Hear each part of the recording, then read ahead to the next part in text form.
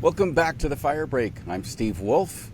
As you know, the Fire Break is sponsored by Team Wildfire. If you didn't, actually, I say as you know, you might not have known. So, yes, we're sponsored by Team Wildfire. We're developing new technology for putting down wildfires. Check us out on the web at teamwildfire.com. And speaking of wildfire, I guess that's a kind of a weird segue, right? Because I'm always speaking of wildfire.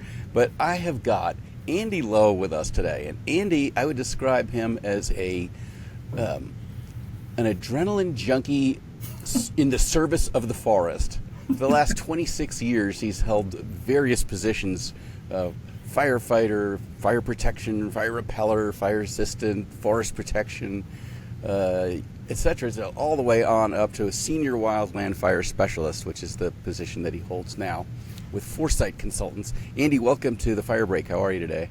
Good, yeah. Thanks, Steve. Good. Did I cover it, most of it there? Yeah, I mean, yeah. It's I guess I've made a career in wildfire and never really. I guess I'm always sort of looking to move on to a real job, I guess, but Nothing yet, huh? Yeah, no, it's pretty cool. When I first started out in wildland firefighting, I always sort of viewed it as a summer job, and then as time went on, realized, well, you can make a good career in wildland fire, and especially with the way things are going. So yeah, right. The demand is only getting higher for people who know how to do the things you do. Yeah, it's not going away. Yeah, well, you should mention that at your next contract negotiation. yeah. And right, because the demand is going up and the labor supply is going down. Yeah, it's kind of this perfect storm of, just the retirement of baby boomers, exiting the sector, combined with ever increasing problems, increasing severity, increasing impacts to the public. And it's a recipe for those that are in, certainly the wildland firefighting agencies, to become overloaded. Yeah, no doubt. I mean, what we're seeing looks like it's beyond the scope of any agency, any individual agency, certainly, to deal with what goes on, on their own soil. And I think we're seeing, in a lot of cases, those times where the breaking point is met, and that's concerning. No, not just from the perspective of public safety, but the safety of responders. The people that are actually, that we as society ask to meet, address wildfires,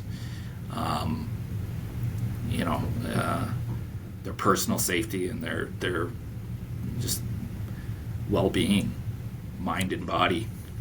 Yeah, and then we know you're up in British Columbia, and as we all followed the news over the summer, we saw not only huge fire losses to enormous swaths of forest, but loss of life of your teammates, tragically. Yeah. Pretty devastating. I mean, that is that's not something that we're used to, in BC or in Canada, and to have fireline fatalities is really a gut check, I think, for everybody, and even though I'm out of the fireline part of the business, my heart's always in it, and man, that is really tough on the organizations and the individuals.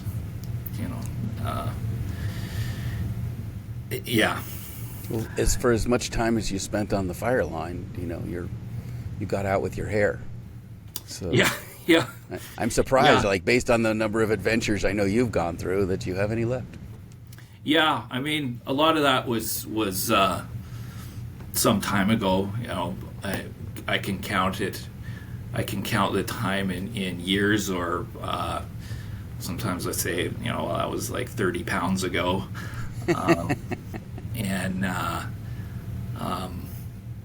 yeah, and since I left, so I left government in 2017, and really, like here in British Columbia, 2017 onwards is kind of a different world. The magnitude of challenges that certainly the BC Wildfire Service is facing since 2017 is just really eye-opening, and we have some folks on our staff here at Forsite that worked on fire crews in that time period, and that's all they know. And man, it you know, talking to them, it is just a very different world from what I came up through. You know, we had busy fire seasons, but we're burning, you know, like 2 million hectares, over 2 million hectares last summer, and that's just an incredible fire load to try and manage, and that translates right down to the individual crews and the people on the ends of Pulaski's, and that's pretty hard to sustain, I think. Yeah, no doubt. And you know, Andy, it sounds like what you're describing is that previously, you know, fire was a management issue. You know, right? It was a project issue, but now it seems like it's crisis management, right? That yeah, right. That it's less organized because it's more dire. Yeah, well, the impacts are just much more widespread than you know, when I was involved. You know, I worked for a period of time in the Okanagan, and I mean, we had interface fires, but nothing really. You know, I mean, I guess the 2003 firestorm that went into Kelowna is comparable, but at the scale in which fires are impacting certainly British Columbia post 2017 is you know, you don't have to be evacuated to be impacted. I mean, you know, we've got folks living, you know, a lot of big parts of the province that end up living with smoke for long periods of time. And you know, my wife remarked the other day, you know, I don't remember ever being just socked in with smoke for weeks on end. And yeah, so it's there are you know, lots more impacts than just, you know, the flames, and those are, you know, serious impacts related to respiratory health, and so yeah, it really is a kind of a different world for us up here. It almost seems like sort of that northerly progression from what folks have been dealing with in the States. We're getting that now. We're living with that now, and trying to manage our way out of it. Yeah, it sounds like it's really right. So as the climate warms, you know, you become more California, and then you get the same experiences with fire that they've had for a while. It sort of feels like that. Like, and when I worked in the Okanagan, certainly the South Okanagan, we would it was often sort of what Eastern Washington was experiencing. So when they started getting, challenging fires, we would say, well, that's going to be us in 2 weeks, and more often than not, that's sort of how that sort of northern progression would occur on a seasonal basis, and it really seems like sort of at the climatic scale, we're experiencing multi-year drought and snowpacks that are just way below average, and all of that is just combining to create these just really tough fire seasons. And it seems that the physical effect on people is not just the fire or even just the smoke, but the ongoing stress and the fear that the next huge fire could break out at any time. And that really kind of sounds like it robs you of the peace of mind of feeling like, okay, now we're off duty, now we don't have to worry about it. Like, there's really not a time you don't have to worry about it now. Yeah.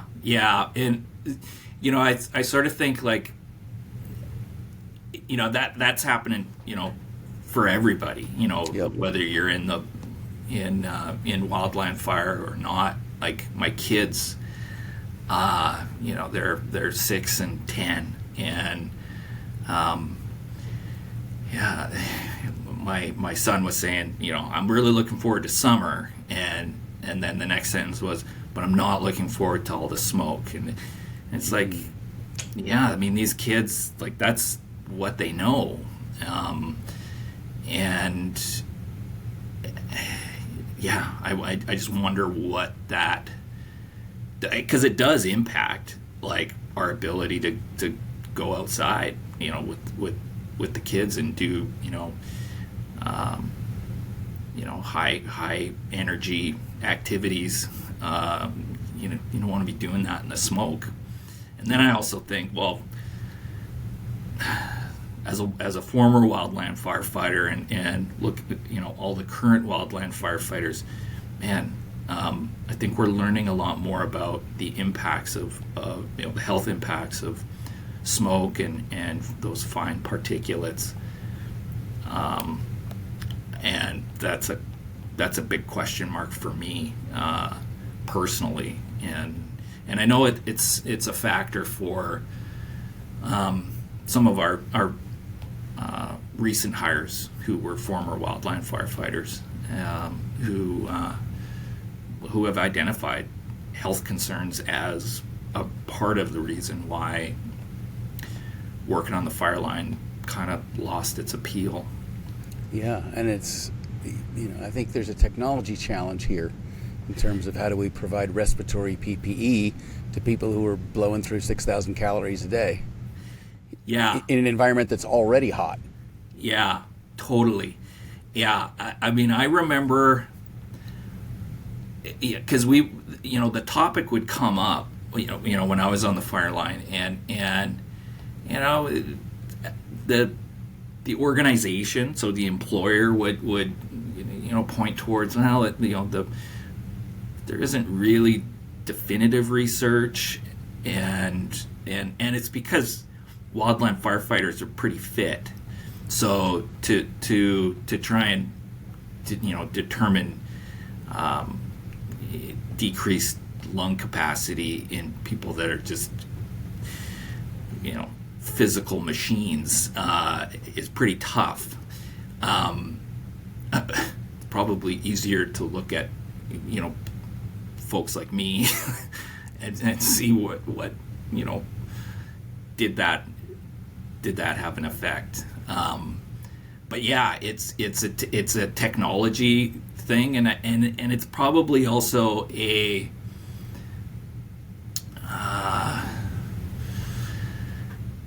like a social thing as well. I mean, I think of crews and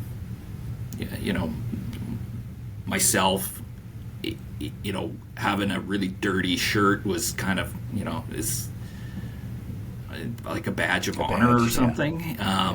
And even that kind of stuff is I'm hearing more and more like, it's probably not great to have like soot on your, skin for weeks and weeks and weeks. Because it's not sort of just on your skin. It's going into your body and not great stuff to be putting into your body. So it's kind of calling into question sort of all of these sort of, I guess, pre-existing norms that we just never really thought of. I actually bought. I don't really go on the fire line much. We don't anymore. I went out in 2021 on a fire that one of our clients was being impacted by, and other than that, haven't gone out. But last summer it was sort of looking like, maybe we're going to get wrapped into this and need to go out, and I actually bought a respirator and specifically designed for wildland firefighting, and I mean, I never would have thought that was something that I was gonna get. It's interesting. The whole health and safety aspects of wildland firefighting, I think, are being looked at like a lot more carefully by the firefighters that are, and I want to come back to that in a minute, but first I want to ask you about the work that you're doing now. You're employed by Forsite. What does Forsite do, and what do you do for them? Yeah, so Foresite Consultants is a big company, almost 200 employees across Canada, and the company was started in the mid '80s in Salmon Arm, British Columbia, and primarily focused on forest management, so timber development, layout, inventory, silviculture, and so over time, Forsite got into fire management consulting, and so Forsite actually bought the company that myself and John Davies had started, which was Frontline Operations Group, and so that was just over a year ago, and that enabled Forsite to basically create a wildland fire business unit within Forsite. So within our business unit, we do a lot of community wildfire protection planning, fuel management, prescriptions. We do a bit of prescribed burn planning. We do a lot of risk assessments, particularly for electrical utilities, and other clients, either industrial clients like mines, or private developers that are looking to either create subdivisions or building a single-family detached home, and have to meet requirements around wildfire planning and mitigation. So that's kind of what we do, and we're kind of all spread out. A lot of us are here in Kamloops, but we've got folks up in Smithers and Williams Lake, in the Okanagan, and we just hired a guy up in Whitehorse, Yukon. So we're looking to spread out. When you say you're a big company of 200 people across Canada, that still comes out to like one person per million acres. Yeah. Which is that's a pretty big stewardship range there. Yeah. No, I mean, there's no shortage in demand of our services, and which is a good position to be in as a business, but yeah, it's an issue, and for consultants as well as governments is capacity, and who's going to be doing this important work, and who will be doing it. You are doing the work through private enterprise. You were doing the work through government. Do you think there's an increasing role for the government to hire private organizations to help with wildland fire mitigation? Yeah, I mean, that's kind of the way it's gone here, certainly here in British Columbia. Really all of the planning and prescribing of treatments is carried out by consultants. In BC, there is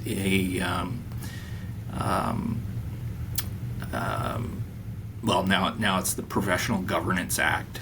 It used to be the Foresters Act, and that really defines professional forestry, and fire management is part of that scope of professional practice. So certain activities require the involvement of a professional forester or forest technologist. So that a lot of that expertise is within the private sector to begin with, and I think just sort of wildland firefighting agencies, their seasons are increasing, they're lengthening, and to then have to try and do mitigation work over the off season, at some point those folks need a break, and whereas on the consulting side, that's really just all we do is working on the mitigation side of the equation, and we can do that most anytime. You could do it from your beach house in Hawaii if you wanted. Yeah. I wish. Yeah. But tell me about the division of those labors. You said that basically the mind work is done by the consultants and the brawn work is done by the summer work crews. Do you think that we might have an opportunity or see a trend develop towards private sector directly handling suppression activities with advanced technologies? Yeah, definitely, yeah, and at least in BC, we're seeing that the evolution or sort of maturation of the contract firefighting community has been ongoing for a long time, and now those companies are just like the agency firefighters they're getting a lot more experience, and then on the kind of the specialized side of things, we're seeing pretty interesting developments in mass water delivery. So like massive pumps pushing water through huge, hose, like 8 to 12-inch hose for kilometers. And so that expertise in the private I think that's sector. the Trident pump. What's that? Is that the Trident pump? I'm not sure what the pump itself is, but it's massive. Yeah, I know, and it's the Fire and Flood, based out of Alberta, and they've been operating in BC and elsewhere for a number of years, and it's pretty incredible just how much water those systems can move. It's pales in comparison to what I was used to, which was just Mark III pump, and if you needed more pressure, you just add another pump and see how far you can push the water. Right. So that kind of stuff is really interesting. I think just the ability to put cameras and infrared cameras on drones to do hotspot detection, and then have that turn into to a georeference map that you can give to firefighters. Just through through the air. You don't need the printed map anymore that just ends up like pulp by the end of the day.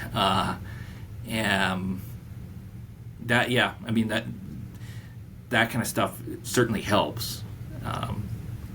You wonder, yes, when you have a public issue, the public pays for it, but that doesn't mean that the government needs to be in the fire suppression business. Versus just issue a contract to somebody who has a profit motive in getting the fire out fast. It's a good point. We live and die by the quality of our deliverables, and so it introduces a whole different imperative, I guess, into how things are done. And we don't really have a comparison right now to say the government puts out fire thusly and private industry puts it out thusly, and therefore maybe we should see a transition, because so far the government has had, so to speak, a monopoly on fire suppression. Right. It's definitely interesting, and in BC it's BC and much of Canada is interesting just due to the land ownership. Most of the vast majority of British Columbia is public land under the jurisdiction of one government. So we don't really have sort of like the patchwork of jurisdictions that are elsewhere. But then we don't really see, it's really has been left up to government to carry that out, and it is interesting when we do, like we've done some work in Indonesia, where it's kind of the complete opposite. Not so much in the ownership side, but the responsibility is provided or given to the operators or licensees out on the land base. So timber companies having their own complements of firefighters, engines, and in some cases aircraft to manage fire within their timber concessions. Similar to places in South America like Chile, where there are significant private sector firefighting programs, not just crews here and there, entire programs that timber companies set up to manage fire on their interests. Interesting, yeah, because I don't know what the situation is in Canada, but I know south of the border here in the U.S., telling somebody, don't worry, the government's taking care of it. Like, that doesn't really inspire a lot of confidence. Yeah, it's because I think we're seeing where just they're getting tapped out, and not to say that the private sector could do any better, but I think that we're already into a, I don't know, all hands on deck kind of a situation where it's just I don't know, like a hybrid approach, or kind of looking at jurisdiction or authority and in the context of public interest. Is trying to sustain the status quo in the public's interest. And the public probably doesn't care who provides fire management or fire protection, so long as someone is. It works, right? Yeah. Yeah. But when you look at the issues of one of the big issues, I imagine, in the labor shortage is the pay issues. And when the government is setting the pay rate, despite the fact that demand is surging immensely in a private market, the pay would escalate with the demand. Yeah. Yeah, exactly. So we're kind of in this weird, on the private sector side, we've got, costs to provide services, and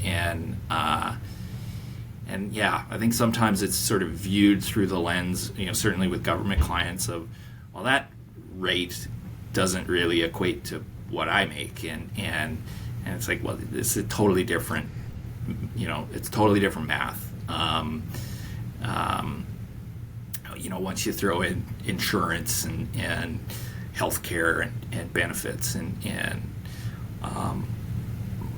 rent, all right. of that stuff, Yeah.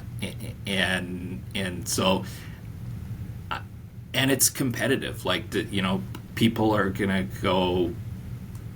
People need to do what's best for them, and they should. And if you can get a better deal somewhere else, then that's and that's kind of been our view as a business unit is we want people to come work for us, and so that's finding that combination of good pay, good benefits, and a healthy, supportive work environment. And when people don't get that, then they'll go somewhere where they can. Yes, absolutely. So when the model that exists around the world, predominantly, with the exception of a little bit of aerial work, is basically that for fighting fires, the man is the tool.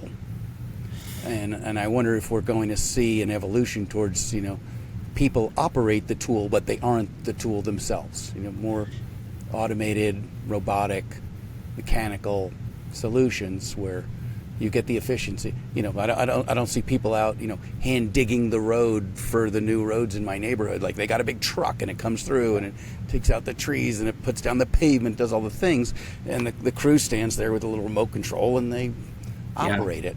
Do you see the forest wildland firefighting evolving that way? Yeah, it is. It's funny, hey? Like, when you really think about it, and I think if the public really thinks about it, because they can't see the crew that's snaking their way up the hill. They'll get some video footage of it through the watching the news or something, but the things that they see are the airplanes, the helicopters, the big smoke columns, and yeah, when you look at it, it takes an incredible amount of person strength, like strong backs, good lungs, and people doing it for hours on end. And on the mitigation side, we see that. We see there's a need to scale up. And so how do we scale up our fuel management treatments? And the answer isn't, well, we just need more people to be on the ends of chainsaws and brush saws and pole saws and pruners. That's not cutting it. We need equipment. So shifting fuel management treatments, fuel reduction, hazard reduction treatments towards mechanization is part of how we need to scale that up. And in some cases that's going to require specialized equipment. We're starting to see some of that here in BC, like small feller bunchers, small buncher forwarder combinations that can really kind of sneak around in wildland urban interface areas and take out all those small trees while keeping retaining some of the bigger ones or trying to achieve some kind of a forest management objective like that. And then what do you do with that material? So I think we really need to move away from crews on chainsaws cutting small trees down, cutting them up, putting them into piles, and then burning the piles. It's a really labor-intensive process. Having to burn piles is a real pain, particularly where smoke control regulations are, kind of prevent that during big periods of time during the year, and we have it's interesting here in BC. I mean, we have sawmills that are curtailing their production or closing due to a lack of fiber, and yet in the wildland urban interface and in fire, landscape fire management in general, we speak of this overabundance of trees, and so it's kind of a mismatch of timber supply in terms of saw logs is a challenge, but we have a lot of wood fiber growing that isn't going to make good dimensional lumber, but right. It's fiber, and yes, it is, and it has value, and so let's find ways to actually realize that value and not just pile it up and burn it. Yeah, and that's contrary to what a lot of consumers have been taught. When they said, don't use paper towels. You save a tree. Use a cotton cloth. But the fact of the matter is, we need to create a stronger market for wood fiber products that aren't dimensional lumber. Yeah.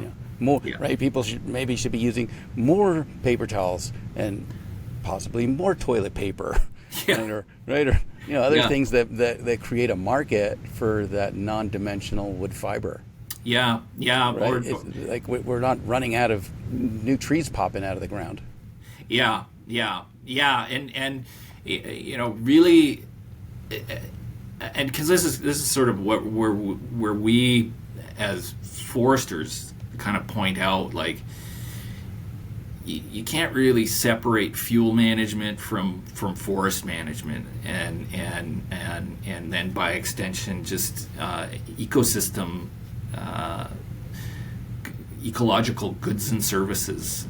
So the ability of ecosystems to cycle water and retain water and provide clean water into our watersheds. Those, we can't really treat one part of a complex system and expect that we're going to have that's going to save us. And so I think that's kind of been the approach to fuel management, is just sort of tinkering with forest stand structural characteristics,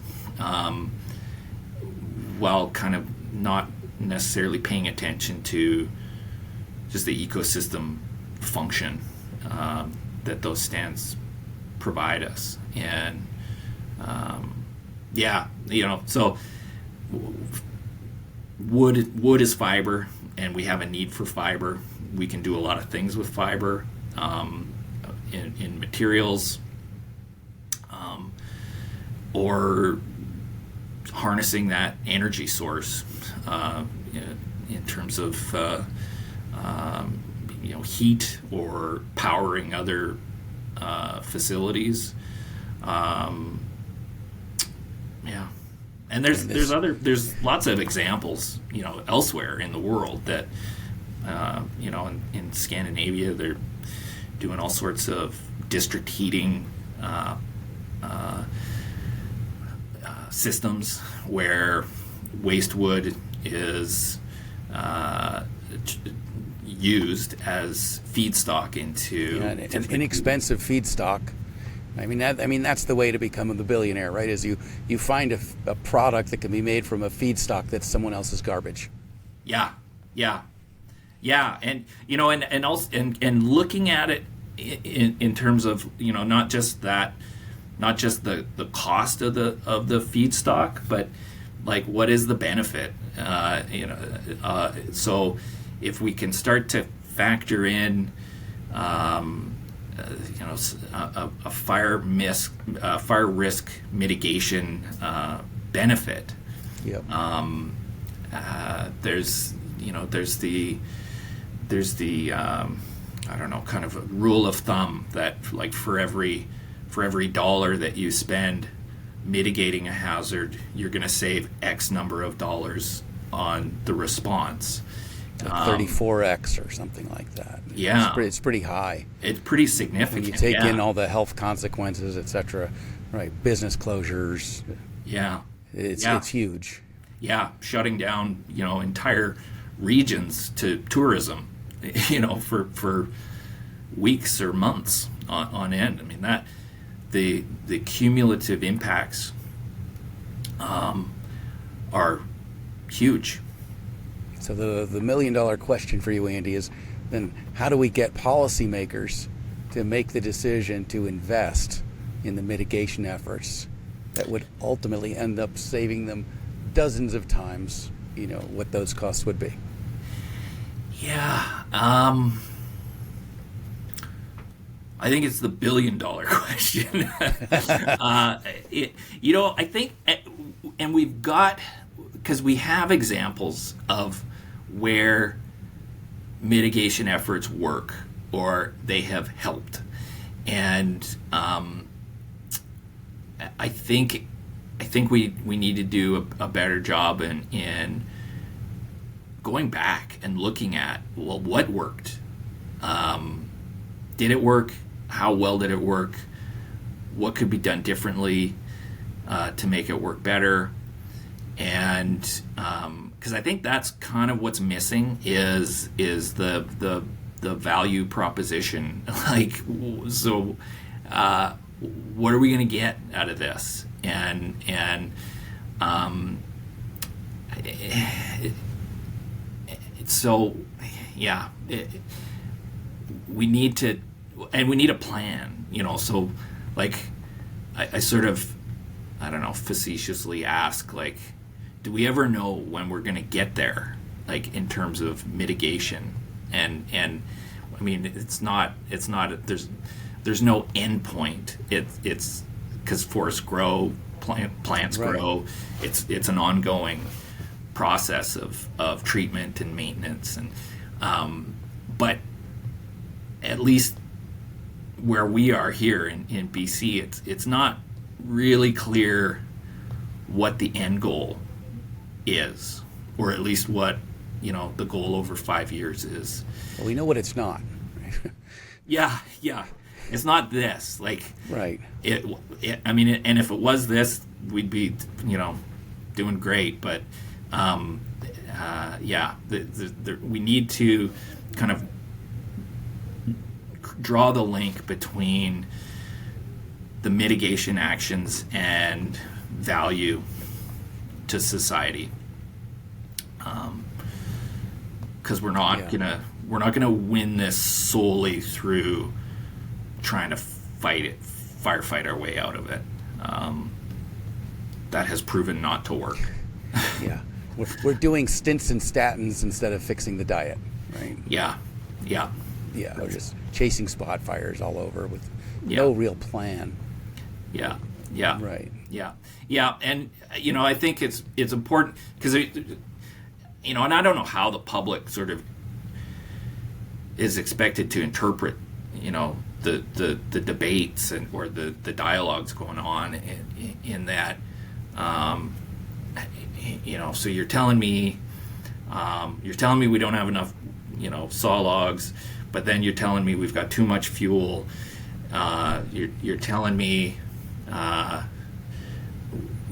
we need more fire on the landscape in terms of prescribed fire, and yet we've got over 2 million hectares. We're burning up millions of hectares a year. Isn't that enough?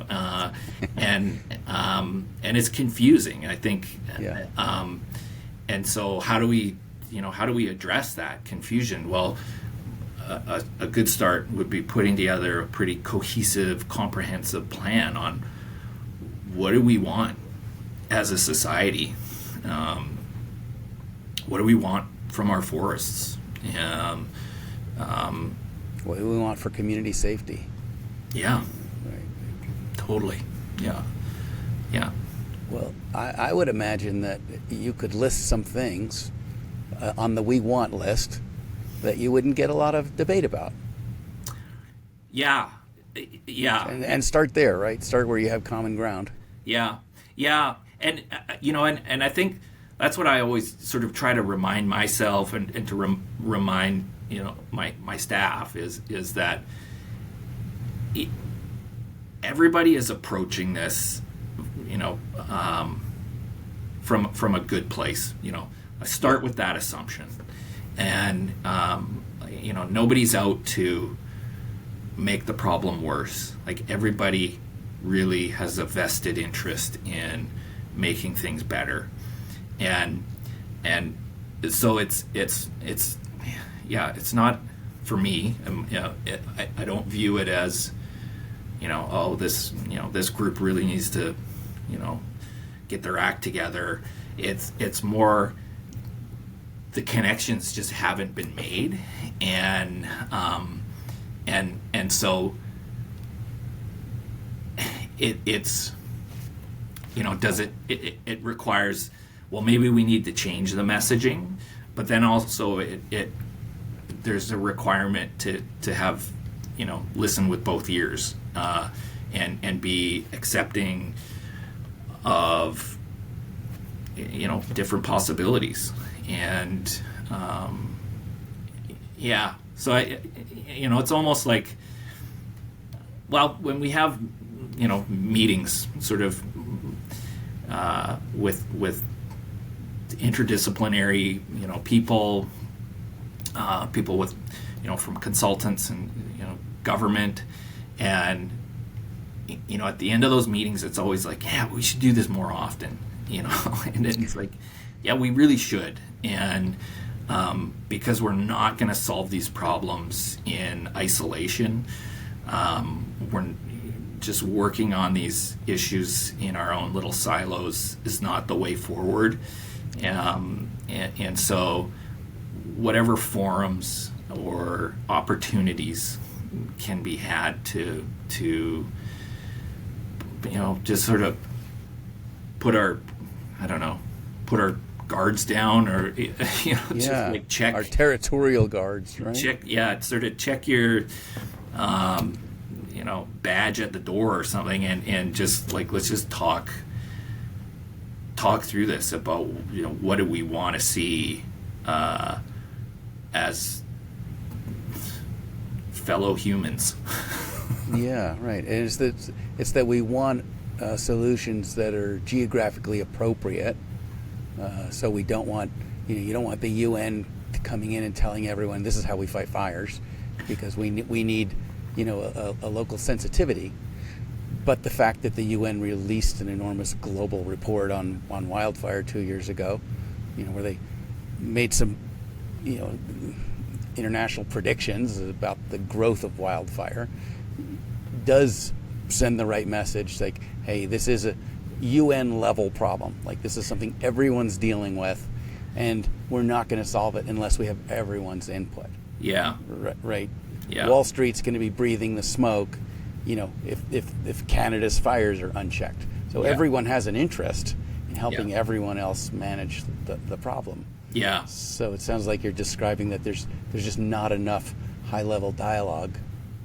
Yeah, and I think dialogue at all levels, because high level, you're just sort of hitting the peaks of the issues. I think there's a lot of really innovative approaches that are generated at the grassroots level, and so just sort of linking that or enabling those ideas to sort of transcend organizational levels or government levels, or the information has to flow freely up and down the chain. Yeah, because there are undoubtedly, undeniably global implications to this, from carbon release.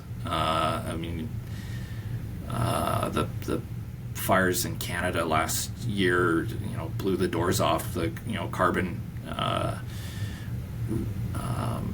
emissions into the atmosphere, and that, none of that's really accounted for in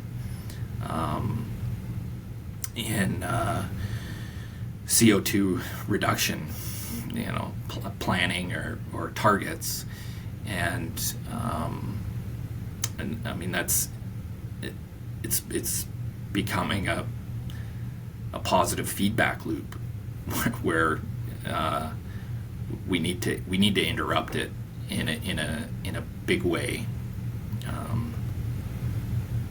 and being mindful of the concept of unintended consequences, because it was our desire to meddle with it in the first place that set it off so badly. Yeah,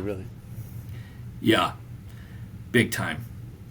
That's something I think about a lot in my practice here in BC. Is, we made this problem. We, as in colonizers to BC and Canada.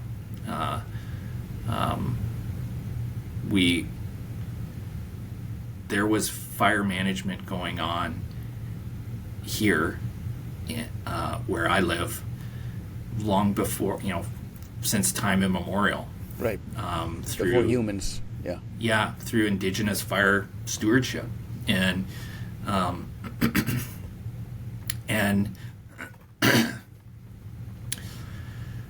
there was a balance that was achieved, then, and we've with firefighting policies, we've interrupted that, and we've shifted that balance in a profound way, and Yeah, I think for me, it's what are the opportunities where I can leave space or make space for a return to Indigenous fire stewardship, because we can't do it. We can't do this without that. So Indigenous stewardship methods with industrial scale application. Yeah, or just in the context of now, because things have, because conditions have sort of trended so far outside of the norm. Yeah, it's kind of this interesting blend of maybe management philosophies that is required, and at scale, in a big way. Yeah. Well, you've got two big obstacles, right? One is that you're intimately familiar with the scale of the problem, the severity of the problem, and the lack of ready solutions. And you've got a 6 and 10-year-old, that you worry about the future that they grow up in, right? And I'm sure, you shed a tear when they talk about, smoke season as something that's endemic to them that they've never not known. Yeah. And, makes you wonder what's going to be like for their children. So yeah. On that side, like, that's a lot on your shoulders, just emotionally. Yeah. Yeah. So I mean, what's the flip side? What are the things that make you hopeful about a smokier, fireless future? Yeah. Not fireless, but Yeah. Yeah. A good question, because I ask myself this all the time. And I've, over my career, my view has ebbs and flows, I guess.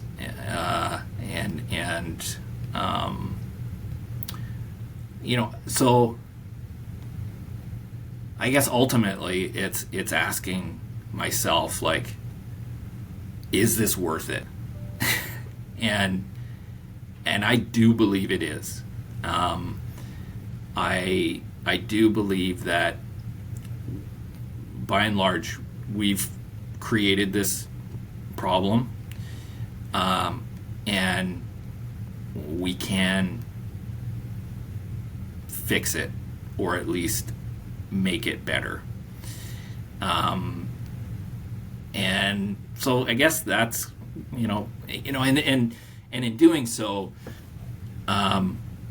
we need to prevent people's homes from burning down. Like, people need a place to live, they need food to eat, they need clean water, and they need to be able to provide for those things through meaningful employment. And so sort of at the base of that, the foundation for all of that is feeling secure in the place where you live. And so that's kind of what keeps me going and why I find the work that we do gratifying, is that whether it's recognized or not, and don't really care, there are benefits to we are working towards keeping people safer, and if the work that we do can reduce the chance of a family being evacuated, or worse, then that's we're doing something right. But it's hard. It can be really hard to quantify that, and to say, oh yeah, that really made a difference. And so I think it's easy for people to kind of see, like, well, what is it worth? Like, this seems impossible. and yeah, how do you eat an elephant? One bite at a time. Right, right. Or let's let the elephant be. Yeah. It's not bothering anyone. Yeah, yeah. Right. Yeah. Well, it seems that you're caught between how depressing the impacts of human stupidity have been, with the potential for what human ingenuity could do to solve that problem. Yeah. And Yeah. Yeah, totally. And, acknowledging and kind of trying to reconcile, the way that we've done things with the way that we could or should or will do things right. to make the future better, and to make I always think like this is all we've got. Like we can't go live on another planet, anytime soon. No, because you can't move in someplace without references, and who's going to give humans a good reference for how they've managed their previous home? Yeah. Right. They're like, no, we don't want what you guys do. Yeah. Excellent. I always Andy, like thinking of the photograph from Voyager 1 and Carl Sagan's quote on the pale blue dot, and it's like that's all we have. That's everything that everyone that we've ever known, everyone that has ever been, and that's all we got, and so that's I think about that a lot in the work that I do. That kind of reduces the scale of the issue too, though. We don't have to manage the whole universe; just have to clean up this one dot. Yeah. Well, and I think it also kind of it forces you to put things in perspective. Like, is this, because anytime humans get together with differing points of view, it's there's debate or arguments, and sometimes we feel like we're pulling our hair out when we're trying to get a message across. But I always think back to okay, this is one minuscule moment in time, and does this matter in the much bigger picture? I think it does, because just like a fire is not a wave that has kinetic energy. It has to find fuel and oxygen at every moment or it dies. And it's the same with humans, right? We can't just humans will die out because of whatever, and then we'll be back. No, when you're gone, you're gone, right? Yeah. And now in the big picture, yes, nature doesn't care, right? Still, there'll be stuff living or there won't. Yeah. The rest of the universe is fine without having life on it. But there's a frailty to it that you can only create unlivable conditions for so long before the planet won't sustain humans. So habitat needs to be habitable or livable. Yeah, right. And we have created a cool species, and it would be nice if we could continue. Yeah. If we don't, screw ourselves out of existence. Yeah. So excellent. Well, Andy, it's been an absolute pleasure meeting you and getting to learn what you do, and more importantly, how you feel about it, and the passion that you bring to this space. So great. I'm going to tell you from where I'm sitting, you are making a difference, and you're fighting the good fight. Yeah. And I look forward to following up with you on maybe ways we could collaborate on that. Yeah. No, you bet. Because there's little pockets of hope all around the planet, and like you said, it's a matter of creating the dialogue between them. Yeah. That's going to make that network. Yeah. So thank you. Thanks so much for joining me today. Well, thank you, Steve. I really appreciate it. And thanks for I find it super interesting watching your other guests interviews. It's just really cool to sort of hear, other people's stories in the wildland fire world, and that's part of it. It's part of what connects us all, and it's also what's going to help to sort of move the wildland fire community forward. Appreciate what you're doing, and it was great to meet you and great to talk to you, and hope to. I think we'll have a motto for this. It's like, we'll get there together. Yeah, it's a great. Right. Yeah. Great. Yeah. Super meeting you. I look forward to chatting you again soon. Our guest has been Andy Lowe with Foresite Consulting up there in beautiful BC. We'll hope that he's able to have some influence on helping it remain beautiful BC. We'll see, but I'm hopeful that he's going to make the progress. Folks, you've been hopefully enjoying this conversation here on the Fire Break. I'm Steve Wolf. We're sponsored by Team Wildfire, of which everyone who contributes to the wildfire problem is a member of that team. So even if you're not on my payroll, we're all working on the same project, and I thank you so much. We'll see you at the next one. Take care.